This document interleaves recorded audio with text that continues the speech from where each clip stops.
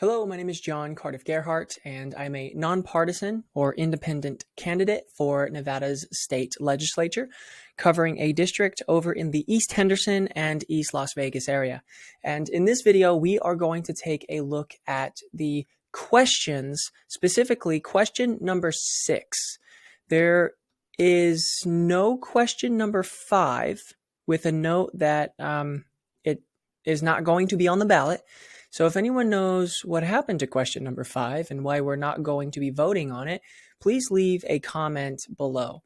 So question number 6 is a bit unusual as there is no joint resolution to find it, which is the case for all the other questions, but it does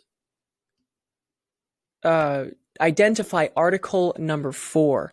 So article number 4 is the legislative branch or the legislative department, and it has to do with electric utility services who sell electricity to retail customers for consumption in Nevada to generate or acquire incrementally larger percentages of electricity.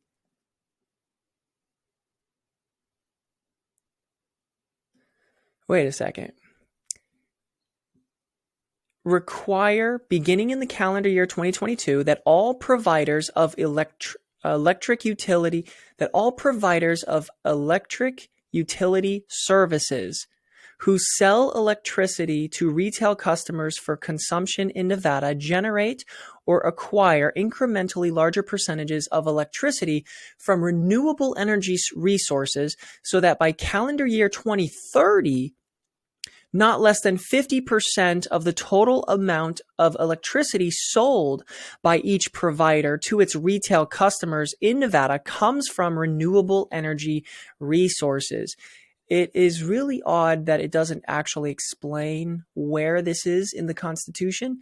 Not that it really explained in any of the other questions where it is in the Constitution, but the idea is that we are voting to change our Constitution. We're replacing the legislative branch or the legislator's job in this case and voting on a yes or no question as to whether something should be added or changed in our state constitution. And so in this case, we are looking at the very last section in Article 4. And I just want to premise with the very odd nature in which our Constitution has evolved over these last few years. See, as I understand it, Article 4, Legislative Department, should be legislative branch, but also every section underneath it should be explaining to the people exactly how the legislative branch works. So for us to introduce mandatory market changes regarding energy and electricity sales, the electricity marketplace in the state of Nevada, really has nothing to do with how the legislative branch works, nor does the section above it, which was the use of genus cannabis for medical purposes. So while the news was boasting about Nevada allowing medical marijuana to be legal,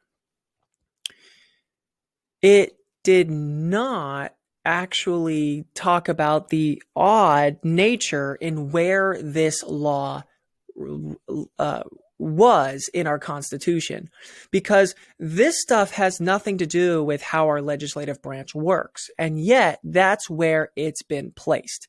So anyway, let's go down and see how our legislative branch works, or see if this actually has anything to do with the legislative branch. So this is section 39 of Article 4. Renewable energy resources, statement of policy, implementation, severability. And as we can see, I am in the right place because it says effective November 24th, 2020, if the proposed addition is approved and ratified by the voters at the 2020 general election, which is where we're coming up on. And it's a question, and that's how it's related. So we start with subsection 1. The people of the state of Nevada declare that It is the policy of this state that people and entities that sell electricity to retail customers in this state be required to get an increasing amount of their electricity from renewable energy resources such as solar, geothermal, and wind. Increasing renewable energy will reduce the state's reliance on fossil fuel-fired power plants, which will benefit Nevadans by improving air quality and public health. Reducing water usage, reducing exposure to volatile fossil fuel prices and supply disruptions, and providing a more diverse portfolio of resources for generating electricity. This act shall be liberally construed to achieve this purpose. Red flags across the board go off about this. First off, this doesn't have anything to do with cars. It just has to do with electricity companies and where they get their energy from. So the other problem here is that wind is not in abundant supply here in Nevada. It would have to be solar because the wind, and I've seen places where there are wind turbines that none of them spin. They're either all broken or the wind just literally doesn't blow, during the time of day.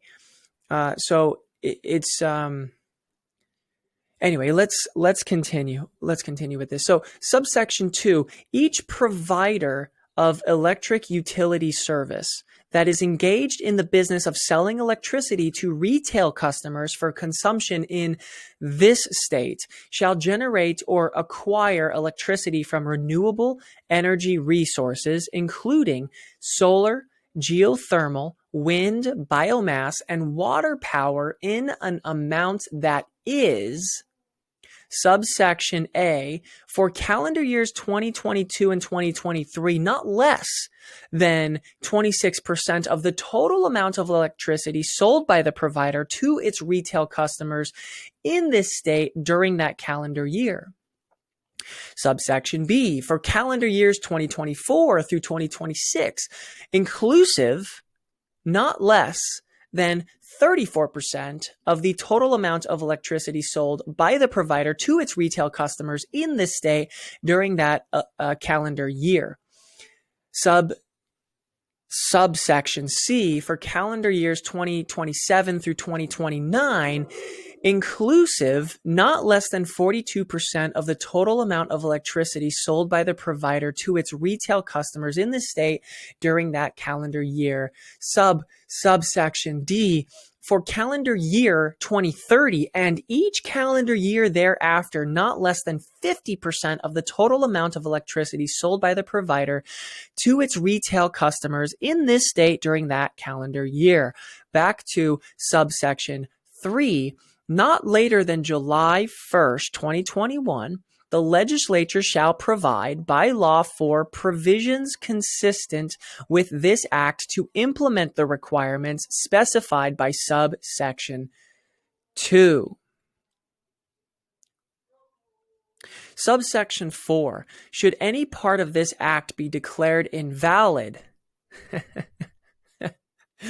or the application thereof to any person, thing, or circumstance is held invalid, such invalidity shall not affect the remaining provisions or application of this act, which can be given effect without the invalid provision or application, and to this end, the provisions of this act are declared to be severable. This subsection shall be construed broadly to preserve the effectuate and declared purpose of this act. So anyone who's in the business of creating electricity or providing electricity to the people, the retail customers, the people who are, that homes and everything else, are required to essentially build new infrastructure in order to acquire electricity that will put fossil fuels at bay. And essentially, we are not allowed to, or those business owners, if you're in the business of gathering electricity and selling it to people, then you can no longer use fossil fuels. You can no longer burn like natural gas or fossil fuels or these types of older energies, and you got to go with the new energy.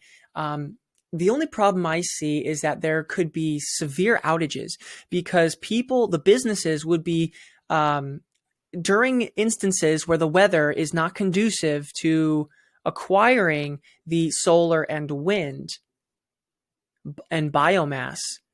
Water power, we would have to go to the river. So we would be building infrastructure along the river to generate.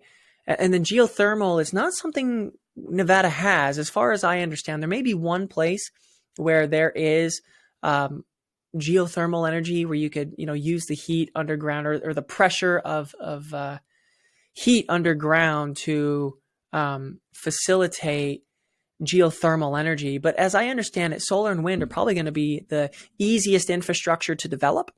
And they're also not very reliable, especially the wind. So the solar energy on cloudy days, it could come to the point where we run out of electricity to give to people unless we use the fossil fuels.